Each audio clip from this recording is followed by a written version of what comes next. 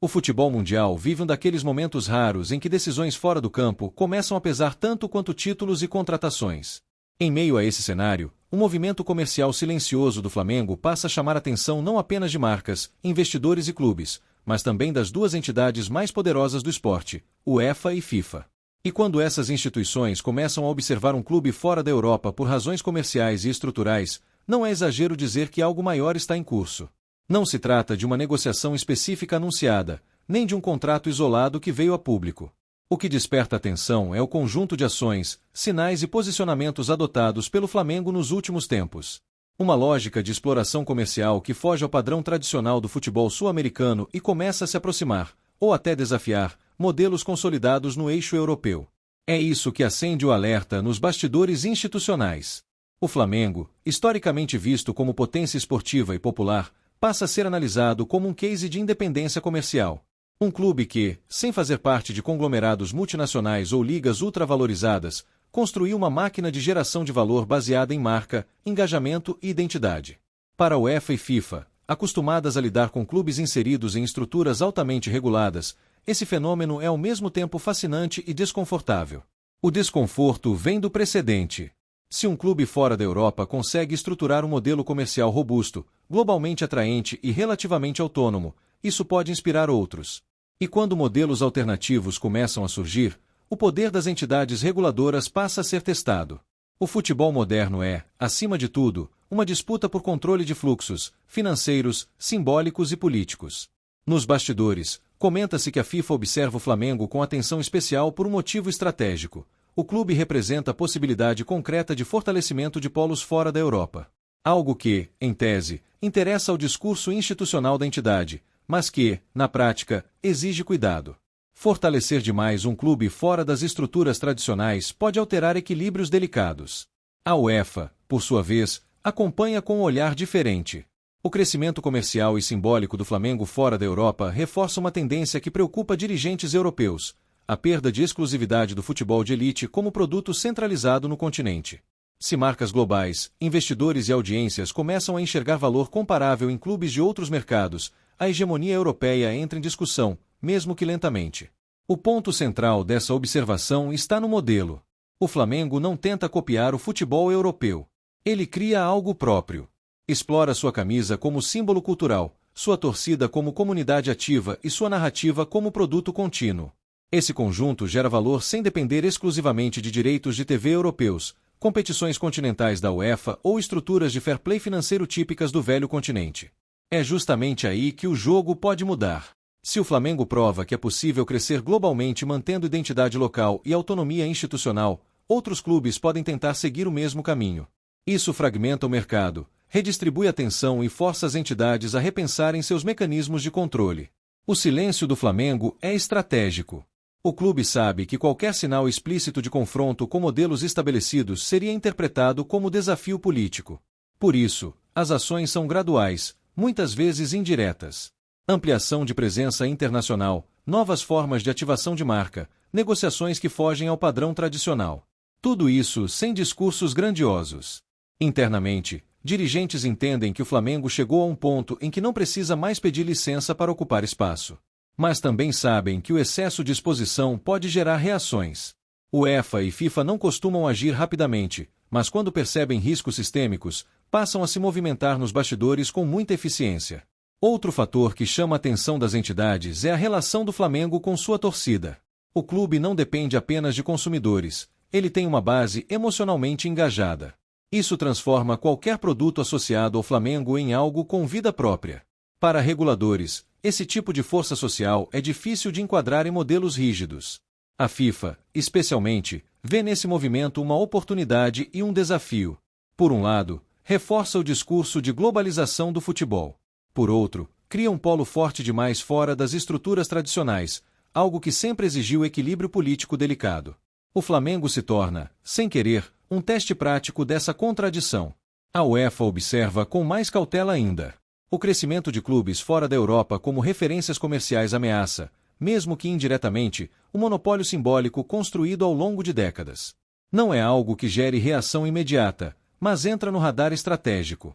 O mercado sente essa mudança antes mesmo de qualquer posicionamento oficial. Patrocinadores, fornecedores e plataformas globais começam a recalcular seus investimentos. Se o Flamengo consegue entregar audiência, engajamento e retorno comparáveis aos grandes europeus em certos contextos, o jogo de força se altera. Rivais no Brasil percebem o impacto, mas pouco podem fazer. O Flamengo não está quebrando regras. Está apenas explorando possibilidades que sempre existiram, mas que poucos tiveram competência ou escala para executar. Isso torna qualquer tentativa de freio ainda mais delicada. O mais simbólico de tudo é que esse movimento não nasce de uma ruptura, mas de uma evolução natural. O Flamengo apenas cresceu. Cresceu demais para ser ignorado. E quando UEFA e FIFA começam a observar com atenção um clube sul-americano por razões comerciais e estruturais, fica claro que o futebol entrou em uma nova fase. Nada será anunciado. Nenhuma entidade fará declarações públicas sobre isso. Mas nos bastidores, estudos são feitos, relatórios circulam e cenários são desenhados. O Flamengo virou parte dessas discussões. E quando um clube passa a ser analisado não apenas como competidor esportivo, mas como fator de mudança sistêmica, o futebol deixa de ser apenas jogo. Ele vira política, economia e poder. Essa é apenas a superfície dessa história. Quando UEFA e FIFA passam do estágio da curiosidade para o estágio da observação estruturada, o futebol entra em uma zona onde nada é dito publicamente, mas muita coisa começa a se mover nos bastidores. Relatórios internos, análises de risco, estudos comparativos e simulações de cenários passam a ser produzidos. E o Flamengo, nesse contexto, deixa de ser apenas um clube de sucesso para se tornar uma variável relevante dentro de um sistema que sempre foi rigidamente controlado. O ponto central da preocupação institucional não é o Flamengo em si, mas o precedente que ele representa. O clube brasileiro demonstra que é possível construir um modelo comercial robusto, globalmente atrativo e financeiramente sustentável sem depender das estruturas tradicionais europeias. Isso desafia, de forma indireta, a lógica de centralização de poder que a UEFA consolidou ao longo de décadas e que a FIFA administra em escala global. Para a FIFA, o dilema é particularmente delicado.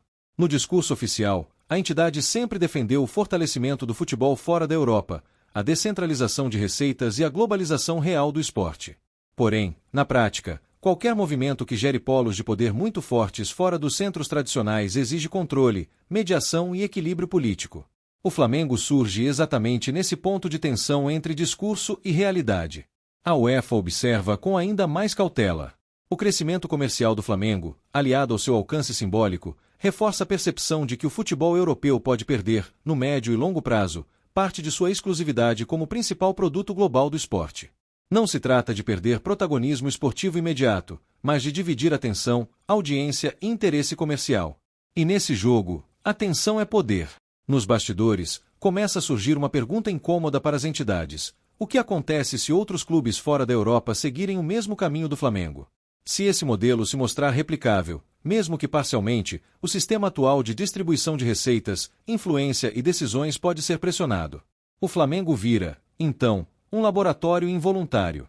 Esse cenário também levanta discussões regulatórias. O futebol moderno é fortemente baseado em normas que foram pensadas para um contexto europeu: fair play financeiro, controle de investimentos, regras de competições continentais e acordos comerciais centralizados. Um clube como o Flamengo, operando fora dessas amarras, mas com impacto global, cria zonas cinzentas que as entidades não gostam de enfrentar sem preparo. A reação inicial, como sempre, é o silêncio. UEFA e FIFA raramente se manifestam antes de entender completamente um fenômeno. Mas isso não significa inação. Pelo contrário, grupos de trabalho são formados, tendências são monitoradas e possíveis respostas são debatidas internamente. O futebol institucional não age rápido, mas age de forma acumulativa. O Flamengo, por sua vez, parece compreender bem esse jogo. O clube não confronta diretamente nenhuma entidade, não questiona regras nem propõe rupturas. Ele simplesmente cresce. E crescer dentro das regras, mas fora das expectativas, é muitas vezes mais perturbador para o sistema do que um ataque frontal. Outro ponto que chama a atenção das entidades é a capacidade do Flamengo de dialogar diretamente com sua torcida, sem intermediários. Plataformas digitais, ações de marca e presença cultural transformaram o clube em um emissor próprio de narrativa. Isso reduz a dependência de estruturas tradicionais de mídia e distribuição, algo que UEFA e FIFA historicamente controlaram de forma indireta. Para o futebol brasileiro, esse movimento tem efeitos profundos. O Flamengo passa a ocupar um lugar que nenhum outro clube nacional conseguiu ocupar em escala semelhante. Isso aumenta a assimetria interna, gera debate sobre equilíbrio competitivo e provoca reações políticas locais. Mas, ao mesmo tempo, coloca o Brasil novamente no mapa das discussões globais, não apenas como exportador de talentos, mas como produtor de modelos. Rivais observam com desconforto. Alguns tentam minimizar, outros tentam copiar superficialmente. Mas a verdade é que o modelo do Flamengo não nasceu de uma decisão isolada. Ele é fruto de anos de reconstrução institucional, profissionalização e fortalecimento de marca. Não é algo que se réplica com slogans ou contratos pontuais. Para patrocinadores globais, a observação de UEFA e FIFA funciona como um selo silencioso de relevância. Se as principais entidades do futebol monitoram um movimento comercial, é porque ele tem potencial de impacto sistêmico. Isso aumenta o interesse, eleva valores e fortalece a posição do Flamengo em negociações futuras. O risco, claro, existe. Quanto maior o protagonismo, maior a chance de resistência institucional. O futebol é um ambiente onde mudanças raramente acontecem sem conflito. Mas o Flamengo parece disposto a avançar sem romper, ocupar espaço sem declarar guerra e consolidar poder sem alarde. Essa postura é, talvez, sua maior proteção. O que se desenha no horizonte não é uma revolução imediata, mas uma mudança gradual de eixo. O futebol global começa a aceitar que o protagonismo não precisa estar concentrado em um único continente. E o Flamengo, sem se candidatar oficialmente a esse papel, acaba ocupando-o naturalmente. UEFA e FIFA continuarão observando. Não para intervir agora, mas para entender até onde esse movimento pode ir. O Flamengo seguirá crescendo, explorando seu potencial e testando limites de forma cuidadosa. E o mercado acompanhará cada passo, mesmo quando ele não for anunciado. No fim das contas, o que está em jogo não é apenas um contrato, uma camisa ou uma estratégia comercial. É a redefinição de quem pode ser protagonista no futebol mundial. E quando um clube sul-americano começa a provocar esse tipo de debate nas instâncias máximas do esporte, algo já mudou de forma irreversível. O Flamengo não pediu para mudar o jogo. Mas, ao que tudo indica, ele já está mudando.